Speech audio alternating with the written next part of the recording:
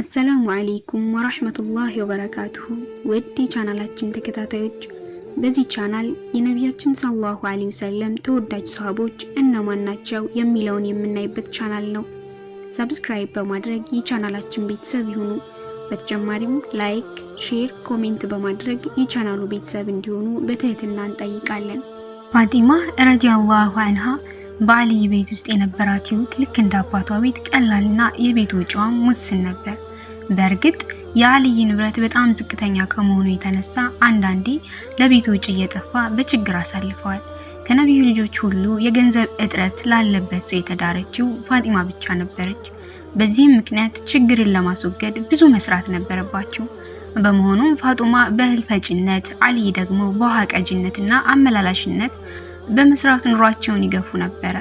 አንድ ወቅት ለአሊ እጆች እስኪያብጡ ድረስ ፈጨው በማለት ድካሟን ብትገልጽለት እርሱም ህመሙ በደረቴ እስኪሰማኝ ድረስ ውሃ ቀዳሁ ሲል መለሰላት። በተጨማሪም አላህ ለአባትሽ ከሰጣቸው ምርኮች አንድ አገልጋይ እንዲሰጡሽ ጠይቂያቸው በማለት የመፍትሄ ሐሳብ ለፋጢማ ቀረበላት። ከአባቷ ዘንድ ስትፈራ ስትቸር የሄደችው ፋጢማ ጉዳዩን ሳትፈጽም ቤቷ በመመለስ እንደገና ከባለቤቷ ከአሊይ ጋር ተያይዘው ወደ አባቷ ዘንድ ሄዱ። ከዚያም እንደደረሱ ሐሳባቸውን ቢገልጹላቸው ነብያችን ምርኮውን የማከፋፍለው ለእናንተ ሳይሆን በችግር ለሚቆራመዱት ለአህለ ሱፋ ወይንም ተቀማጭነታቸው መስጂድ ውስጥ የነበረ ችግረኞች ሙስሊሞች ነው፣ ከእነርሱ አንዳች የማተርፈው አይኖረኝም ሲሉ መለሱላቸው። አሊይና ፋጢማ ወደ ቤታቸው ተመለሱ። በዚያን ዕለት ምሽት ለመኝታ ከአልጋቸው እንዳረፉ ነብዩ በራቸውን በመቆርቆር የመግባት ፍቃድ ሲጠይቁ ሰሙ። እንዲገቡ ከፈቀዱላቸው በኋላ ከመኝታቸው ለመነሳት ሲጣደፉ ነብዩ ባላችሁበት እርጉ በማለት ካጠገባቸው ተቀመጡ።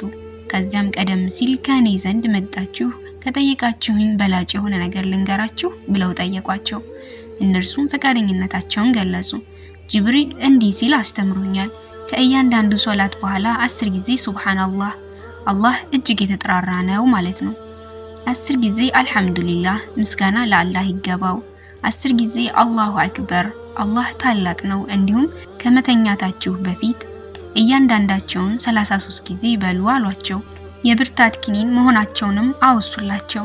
አሊ ስለነዚህ ጉዳይ ሲያወሱ እነዚህ ዚክሮች ነብዩ ካስተማሩን ወዲያ አንዲት ወቅት አምልጦኛ ያውቅም ሲሉ ተሰምተዋል። ፋጢማ ረዲየላሁ ዐንሃ ያሳለፈቻቸውን ከባድና አስቸጋሪ ጊዜያት የሚያወሱ ብዙ ዘገባዎች አሉ። በእነዚህ ዘገባዎች መሰረት አብዛኛዎቹ ጊዜ ከቤቷ የዕለት ጉርስ እንኳን አይገኝም ነበር። አንድ ወቅት ነብዩ ስለራባቸው የሚቀመስ ፍለጋ ከአንዷ ሚስታቸው ቤት ወደ ሌላኛው ሄዱ። ነገር ግን ከአንዳቸውም ዘንድ ምግብ አልነበረም።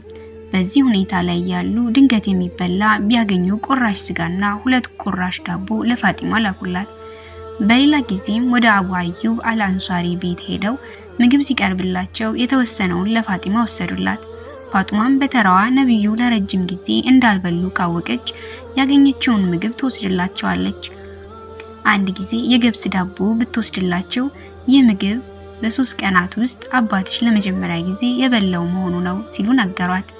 በሌላ ዘገባ በሚከተለው ሁኔታ ጥያቄ እንዳቀረበች ተነግሯል። እኔና አሊ ያለን አንድ ፍራሽ ነው፣ እሱም አንድ የፍየል ቆዳ ነው። ሌሊት እንተኛለን፣ ቀን ቀን ደግሞ የግመሉ ምግብ ለማስቀመጥ እንጠቀምበታለን።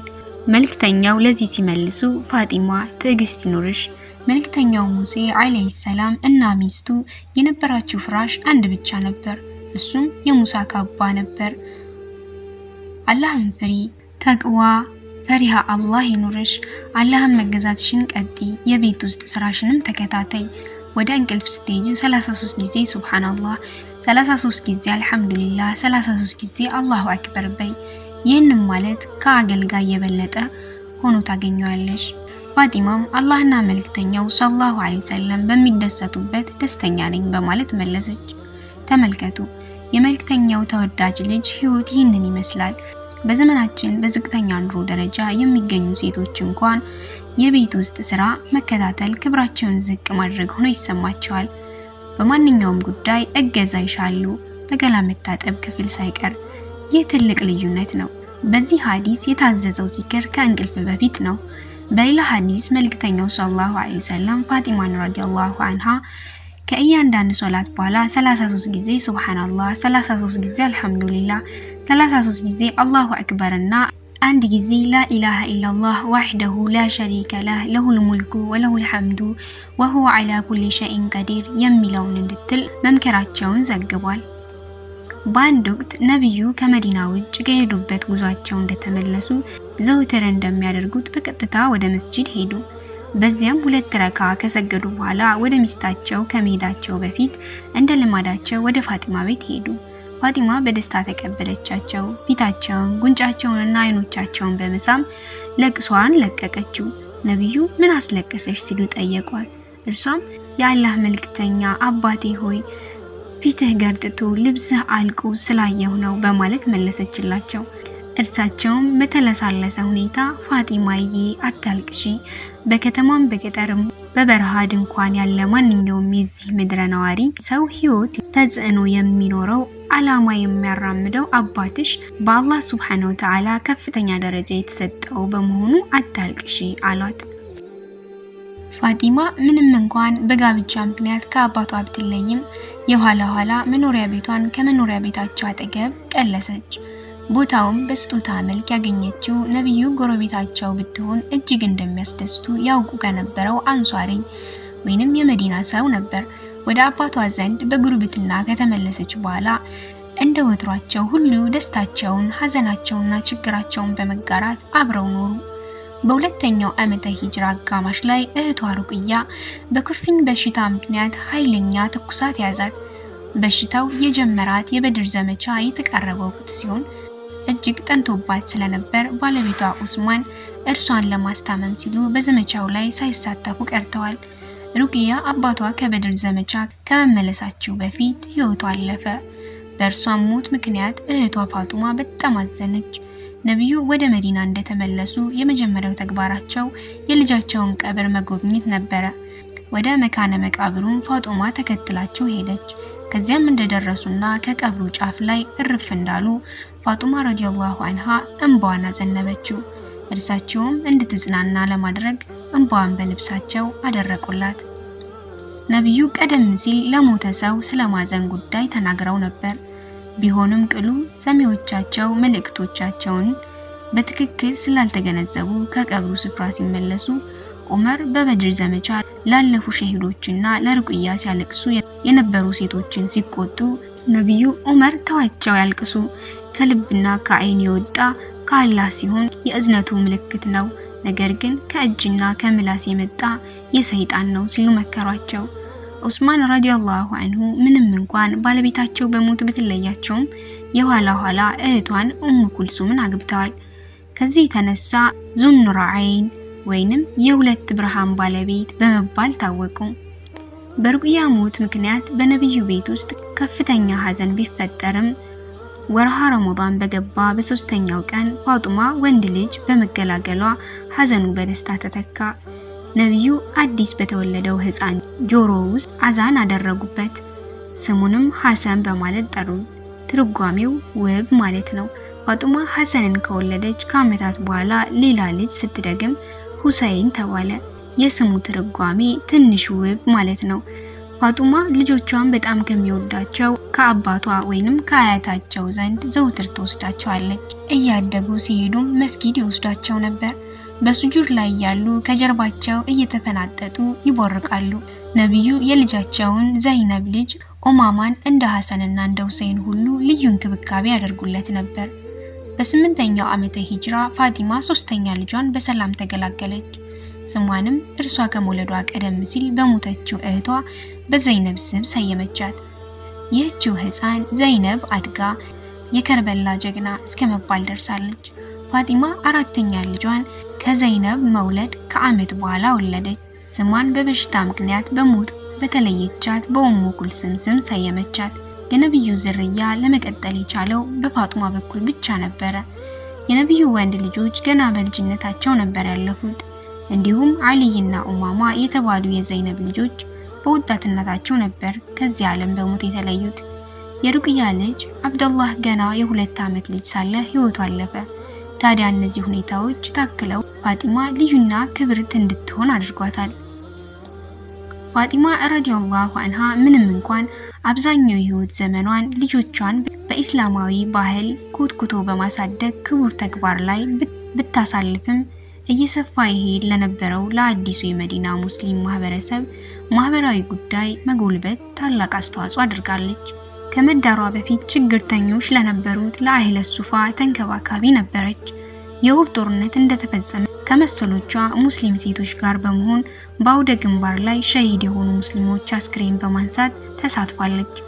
እንዲሁም በውጊያው ላይ ለቆሰሉት አባቷ ሕክምና አድርጋለች። በከንደቅ ጦርነት ጊዜም እንደ ወትሮዋ ሁሉ ወሳኝ ግልጋሎት አበርክታለች። ከዚሁ ጦርነት ጋር በተያያዘው በረጅሙና አስቸጋሪው የከበባ ወቅት ስንቅ በማዘጋጀት ተሳትፋለች። እሷ በነበረችበት ካምፕ ውስጥ የነበሩ ሴቶች የሶላት ኢማም ሆና ትመራ እንደነበር ዘጋቢዎች ይጠቁማሉ። ነብዩ በ6ኛው ዓመተ ሂጅራ ከሁደይቢያ ስምምነት በኋላ ባደረጉት ዑምራ ላይ ፋጢማ ተገኝታለች። በሚቀጥለው ዓመት እርሷም ሆነች እህቷ ኡሙ ኩልሱም መካን ነፃ ለማውጣት በተደረገው የነብዩ እንቅስቃሴ ላይ ከተሳተፉ ጠንካራ ሙስሊሞች ጎን ተሰልፈዋል። ሙስሊሞች ድል አድርገው መካ እንደገቡም የእናታቸው የኸዲጃን ቤት በመጎብኘት የልጅነት ትዝታቸውንና አባታቸውን በነብያዊ ተልእኮ የመጀመሪያ ዓመታት ላይ በዚህ አካባቢ ያሳለፉትን ፈታኝና ጠንካራ ትግል አስታውሰዋል። በ10ኛው ዓመተ ሂጅራ ወርሃ ረመዳን ላይ ነብዩ የስንብት ሐጅ ወይንም ሐጀተል ወዳዕ ከማድረጋቸው በፊት ለሌላ ሰው ያልተናገሩት ሚስጥሮች ለፋጡማ ነግረዋታል። እስከዛሬ ጅብሪል አለይሂ ሰላም በዓመት አንድ ጊዜ ቁርአን ሙሉ ለሙሉ ያነብልኝ ነበር። እኔም እንደዚያው አንድ ጊዜ ሙሉ በሙሉ አነብለት ነበር። ነገር ግን በአሁኑ ዓመት 2 ጊዜ አነበበልኝ። እኔም እንደዚያው አደረኩ። እርግጠኛ አይደለሁም። የመጨረሻ ሰዓቴ ሳይቀርብ አልቀረም። ነብዩ ከስንብቱ ሐጅ እንደተመለሱ በጠና ታመሙ። የመጨረሻዎቹ ጊዜያቸውን በአይሻ ረዲየላሁ ዐንሃ ቤት ነበር ያሳለፉት። ፋጢማ ረዲየላሁ ዐንሃ ልትጠይቃቸው ስትመጣ አይሻ አባትና ልጅን ብቻቸውን ጥላቸው ትወጣለች። ነብዩ አንድ ቀን ፋጡማ ረዲየላሁ ዐንሃ ወደ እርሳቸው ትመጣ ዘንድ ላኩባት። እንደመጣችም ጉንጯን ሳማትና በጆሮዋን ሾካሾኩላት። ብዙም ሳይቆይ አለቀሰች። እንደገናም በጆሮዋን ሾካሾኩላት። ማንባቷን አቁማ ሳቀች። አይሻም ሁኔታውን አይታ ስለ ጉዳዩ እንዲህ በማለት ጠይቀቻት። አንድ ጊዜ አለቀሽ፣ እንደገናም ሳቅሽ። ለመሆኑ ነብዩ ምን ነገሩሽ ፋጢማ አለቻት። እርሷም እንዲህ ስትል መለሰች። በመጀመሪያ ከጥቂት ቆይታ በኋላ ከጌታቸው ጋር እንደሚገናኙ ነገሩኝ። አለቀስኩ። ከዚያም በኋላ አታልቅሺ፣ ከኔ ቤተሰብ ውስጥ ከኔ ጋር በመጀመሪያ የሚገናኘው አንቺ ነሽ በማለት ሲያበስሩኝ በደስታ ፈነደቅኩ። ወቅቱ ጠዋት፣ ወሩ ረመዳን የመጀመሪያዎቹ ቀናት ውስጥ ነው። ክብሩ የፋጢማ አባት ካረፉ 5 ወራት ተቆጥረዋል። ከእንቅልፏ ስትነቃ ባልተለመደ ሁኔታ ተደስታና ፊቷ በፈገግታ ተሞልቶ ታየች። የቅርብ ባለሟሏ የነበረችው ሰልማ ቢንት ኡመይስ በዚያን ቀን ከቀትር በኋላ በመጥራት ውሃ እንድታመጣላት አደረገች። ገላዋን ታጠበች፣ አዳዲስ ልብሶችን ለበሰች፣ ሽቶ ተቀባች። ከዚያም ሰልማ አልጋዋን ደጅ እንድታወጣላት ጠየቀቻት። አወጣችላት። ፊቷ ወደ ሰማያት አርቀው እያስተዋሉ ባለቤቷ አሊ እንዲጠራላት ጠየቀች። አሊ ተጠርቶ መጣ። በደጅ ላይ ተንጋላ ሲያያት ደነገጠ። ምን ችግር እንዳጋጠማት ጠየቃት። ፈገግ በማለት ዛሬ ከአላህ መልእክተኛ ጋር ቀጠሮ አለኝ አለችው። አሊ ያነባ። እርሷም ልታጽናናው ሞከረች። የልጆቿን የሐሰንን የሁሰይንን ነገር አደራ አለችው። የቀብሯን ስነ ስርዓት ካለምንም ግርግር እንዲፈጸምላት መከረችው። ዳግም ወደ ሰማይ ተመለከተች። አይኖቿ ተከደኑ። ነፍሷ ወደ ኃያሉ ጌታ ከተተ። ያቺ ፋጢማ፣ ያቺ ጽጌረዳ ገና የ29 ዓመት ወጣት ነበረች። ፋጡማ ቢንት መሐመድ ረዲየላሁ ዐንሃ